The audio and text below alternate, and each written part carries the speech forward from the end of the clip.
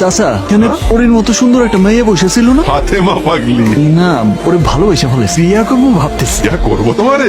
আপনি যদি একটু আলাপ করাই দিতেন। আমি বাপ হইয়া মেয়ের সাথে পরিচয় করে দেবো? আমার একটা কথা বলি, আমার মেয়ের মাথা খারাপ। ওর বুদ্ধি হওয়ার পর থেকে একটা পুরুষকে এসে ভালোবাসে, সে হলো গিয়া সারফারাজ। ভালোবাসে? ও তো সিনেমার হিরো সারফারাজ। সিনেমার সরফরাজ? হ্যাঁ। আরে আগে বলবেন তো। এই ফাতেমা, আমি সরফরাজ খান, সুপারস্টার, তোমাকে ভালোবাসি, বিয়ে করবে আমাকে? কাট কাট কাট ভাইজান, হচ্ছে না।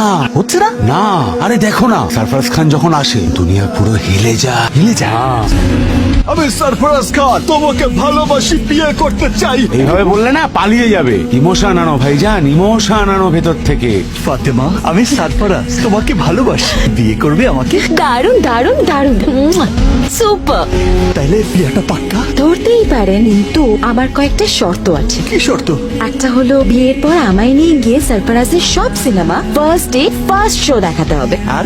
আর জীবনে একবার সরফরাজের সঙ্গে আমাকে দেখা করাতে হবে। পারবে? চেষ্টা করবো। জান দিয়ে চেষ্টা করতে হবে। আর সব সময় আমাকে সরফরাজের মতো ভালোবাসতে হবে। ভালোবাসবো মানে? আরে সরফরাজের চাইতে অনেক বেশি বেশি ভালোবাসবো। তাইলে কবুল তো? কবুল। কবুল। কবুল।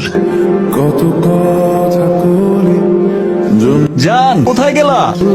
ইমা, এ কি পড়েছো? এই জামা পরে কেউ কাজে যায়? আমি তো প্রতিদিনই এই জামা পরে কাজে যাই। সরফরাজ এইভাবে কখনো যায় না। আর এটা কি চুল করেছো? সরফরাজকে দেখেও একটু শিখতে পারলে না? ঠিক আছে বাবা, আজ কাজ থেকে বাড়ি আসি, তারপর তোমার সাথে নিয়ে মার্কেটে গিয়া তোমার পছন্দ মতো কাপড় কিনে নিয়ে আসবো।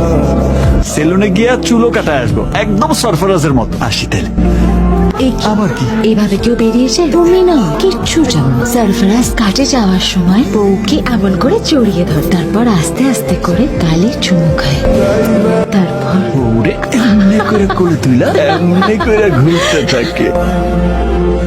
চলো